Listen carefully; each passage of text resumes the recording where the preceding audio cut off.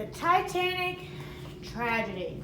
So this week's story is, like we said, a nonfiction text. Nonfiction means it is a real life, something that did happen. It is facts, something you can read about, see about, you could touch, feel, all that fun stuff. So we're going to look at our text features as we read the story. So, the Titanic tragedy. So, first text feature that we talked about is the title. So, I'm going to circle my title and I'm going to label it title. Alright, what do we here? What do we have? This would be a picture or a diagram. It's not a photograph because it's not a photograph of the actual Titanic. It's just a graphic or a clip art, so that would just be a drawing. Another thing on our text features that we found. So we have our table of contents. Table of contents has the different headings. We have the main title, but then we have different headings that will be for each paragraph. So there'll be a heading about the birth of the RMS Titanic. So that would be on page 1. So that is another important text feature that you will find. So let's move on to page 2. So back to page 2. All right, so we have what happened to the Titanic. All right, so that would be a title for this page. All right, so under here we have, change my color. Under here we have our subheading right here, subheading. So we're gonna write subheading. Hey, Miss Wortel. I'm making deliveries in your chair. Thank you, ma'am. All right, so let's read about the Titanic. The White Star Line was founded in Liverpool, England by John Pilkington and Henry Wilson in 1845. It was later purchased by its director, Thomas Henry Ismay. Ismay's son, J. Bruce Ismay, became a partner in the business in 1891. It was J. Bruce Ismay who dreamed up the RMS Titanic in April of 1907. One of our text features, italicized right here. Right there is italicized because it is a name of something. Italicized can be a lot of different things, but this is the name of the actual boat. The Titanic's design was finished in 1908 and construction of the ship began in 1909. The RMS Titanic first set sail on April 2nd, 1912 for its sea trial. It arrived in Southampton, Liverpool the following day. All right, so now we have some photographs. So this is a photo. Right here we have another photo of them building it. This is a, everybody say it together, caption. And then we move on to the next paragraph. So we have another subheading. I'm just going to put SH for subheading. So let's read some more. Titanic's maiden voyage actually began on April 10, 1912, after accepting the embarkation or boarding of passengers and crew in Southampton. As Titanic left the port, it nearly collided with another steamliner, New York. The two ships only missed each other by about 4 feet. 4 hours later, the Titanic arrived in Cherbourg, a French port, where it collected more passengers. Titanic made one last stop for passengers at Cork Harbor in Queenstown, Ireland on April 11th before beginning its Atlantic crossing. The next 3 days aboard the Titanic passed without incident as the ship began its intercoastal voyage across the Atlantic Ocean. All right, so down here we have a map showing all of the places that the Titanic went to. It went from Southport to Cherbourg to Queenstown, and then it was on its way to New York. Now, if you know the story of the Titanic, we know it did not quite make it there, but we're going to read a little bit more about that.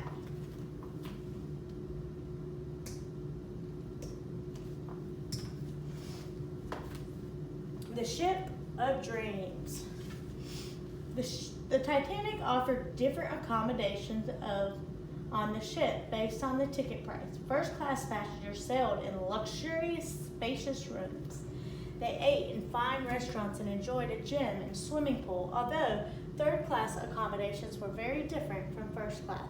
They were much better than those on other ships at that time. Their staterooms, or rooms where guests slept, were tiny, often containing only a sink and bunks. There were only 2 bathtubs for more than 700 third-class passengers to share. Gross.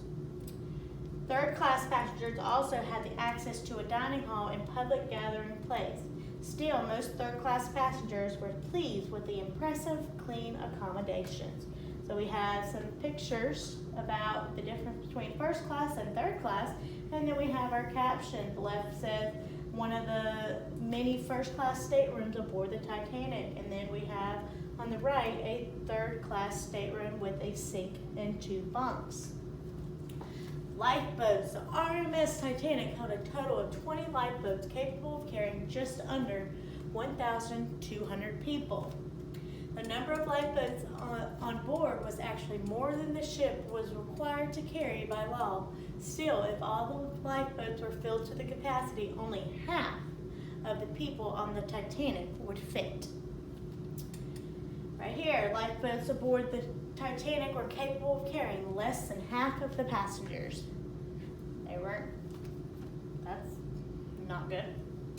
Icebergs. On April 14th, Titanic received a number of warnings from other ships nearby about icebergs in the area. Despite the warnings, the ship captain, Captain Edward Smith, ordered that the Titanic continue on at full speed. At around 11:40 p.m. on the night of April 14th, 1912, Frederick Fleet, a lookout on board. So let's figure out what our different text features are. So we have right up here we have subheadings, we have pictures, we have captions, we have another picture, we have another caption, and we have another subheading, and another one up here. You see how these subheadings help us know what that paragraph is going to be about. So we'll know what the main idea of the lifeboat paragraph was to tell us that that they had lifeboats, but it wasn't enough for everybody on the ship. All right, let's move on to the next slide. Continue talking about icebergs. The Titanic spotted an iceberg just ahead in the Titanic's path. Fleet alerted officials on the ship. Immediately, First Officer William Murdoch ordered that the ship turn away from the iceberg and the engines be reversed in order to stop the ship. It was little too late. The Titanic struck the iceberg, causing a series of holes below the waterline on the ship. The Titanic sinks. Water began to flood the holes caused by the impact of the iceberg. 5 watertight compartments began to fill with water. Soon it became clear that the Titanic was doomed. The ship's crew began notifying passengers to don or put on life jackets and report to the deck. At this time, passengers were not told that the ship was sinking, and many ignored the order. Preferring to remain in their warm rooms rather than be outside in the chilly night air, first-class passengers were assisted to decks, while second and third-class passengers were merely awoken and ordered to leave their room. Sadly, many of the third-class passengers were unable to find their way to safety, either lost in the maze of corridors or blocked from the escape due to locked gates. Officials began loading the lifeboats with women and children first. Some men were also put on lifeboats when there were no more women or children waiting at the time. Although the lifeboats were capable of holding 68 people safely, most lifeboats were lowered with only half that number aboard, as the crew was afraid of putting too many people on a lifeboat. Had the lifeboats been filled to capacity, an additional 500 people could have been saved. J. Bruce Ismail, chairman of the White Star Line Company, was among those loaded into the lifeboats. As the lifeboat began to evacuation proceeded, distress signals were sent out over the radio waves and flares were launched from the ship. Another ship in the Atlantic, the RMS Carpathia, heard the ship's call for aid and headed that way. It would take the RMS Carpathia 4 hours to travel the 58 miles to the Titanic. The crew of the Carpathia put themselves. All right, so before we go on to the page 7, let's look at our text features. All right, so what is this called? This looks like a graphic or a picture, and this is a caption. I heard you say it. All right, what's this one called? Subheading. Good job, everybody. Thanks for saying it right after me. All right, so then we have another graphic or drawing of what the Titanic looked like when it hit the iceberg. And it says, as the Titanic struck the iceberg, the hull was not sliced. Instead, the iceberg caused the plates on the side of the ship to buckle and rivet to pop, damaging 5 compartments. The ship was designed to stay afloat with a maximum of 4 compartments flooded. So it damaged 5 compartments. If it was just 4, then maybe it would still be afloat, but we don't know. All right, let's look at the next page. All right. In danger, traveling at dangerous speeds and dodging nearby icebergs to reach the distressed Titanic. At around 2:15 a.m., the ship suddenly began to sink more rapidly. The bow, or the front end of the ship, dipped under the water and began to pour onto the ship. The angle of the ship increased as the stern, or back end of the ship, lifted into the air, exposing the ship's giant propeller. Then the ship began breaking into 2 pieces. The bow separated from the stern and sank to the bottom of the ocean. The stern bobbed in the water for a few minutes before the back end rose to nearly a vertical angle, straight up and down, and sank into the Atlantic Ocean. Those who remained on the Titanic either jumped into the frigid water or sank with the ship. Rescue. As hundreds of people entered the frigid waters with the ship, their cries for help were largely ignored by those in nearby lifeboats, out of fear that the frantic victims might storm and topple over the lifeboats. Eventually, one lifeboat would return to rescue survivors from the water, but only half, waiting until a considerable amount of time had passed. In the end, only 7 people were pulled from the water after the ship sank. Those in lifeboats would wait until around 4:15 for the RMS Carpathia to arrive and take passengers aboard. Some passengers climbed up rope ladders to reach the Carpathia, while others had to be hoisted in slings. By 9 a.m., all surviving passengers were aboard the RMS Carpathia. It would take 3 full days for the Carpathia to reach New York due to the icebergs and thick fog. It was then that the public became aware of the depth of the Titanic tragedy. All right, so we have another picture, and we have another caption. We have another subheading. All right, and right here we have a graphic chart. It tells us the information about the fate of the Titanic passengers by class. So each class, remember we said there are 3 different classes. First class being those upper class people that were in the nice rooms. Middle class, or the second class people, they still had places to eat and stuff. but they were not in the first class room. And then we had the third class passengers that were in those small rooms that had bunk beds, and they did not have the luxuries that the people in first class had. So people on board the first class that were on board of the Carpathia were 325, so only 62% of them were saved of the total that was on the ship. Second class, we had 285, which is only 41% of those on the ship. And then third class, there were 706 people on board. Oh, just kidding. Let's try that again. So in the first class, there were 325 people on board.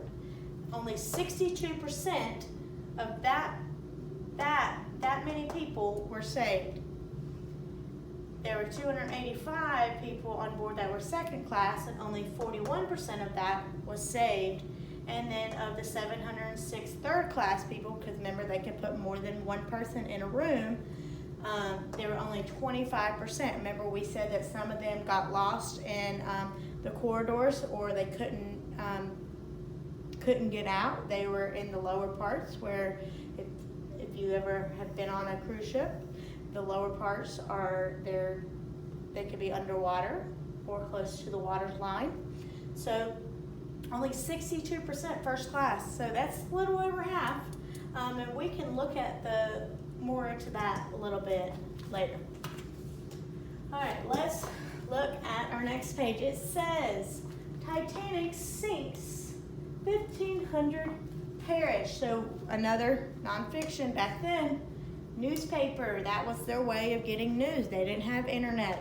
They didn't have a way of instant messaging somebody or calling somebody when they need to tell them that something happened, because we're talking about the 1900s, 1900s here. All right, aftermath. As the details of the Titanic sinking were revealed, the public was outraged. Questions emerged. Why had the ship proceeded at full speed despite the iceberg's warning? Why had the Titanic carried so few lifeboats? Why had J. Bruce Ishmael rescued himself while women and children were still on board? In response to the public's outcry, laws were changed requiring ships to carry enough lifeboats for the number of passengers on board. Furthermore, the U.S. government passed the Radio Act of 1912 to require ships to leave radio communications on 24 hours a day in order to be able to receive distress calls from nearby ships. By 1913, the United States Coastal Guard formed the International Ice Patrol to monitor and report on icebergs in the northern Atlantic Ocean. So we have a graphic, another graphic. We have a subheading. Right here, a glossary. A glossary is going over the important words in the story. So we have the bow, the don, which is to put on clothes to assure or to take on. Embarkation, the boarding of passengers onto a ship. Stateroom, a private compartment on a ship, usually sleeping quarters.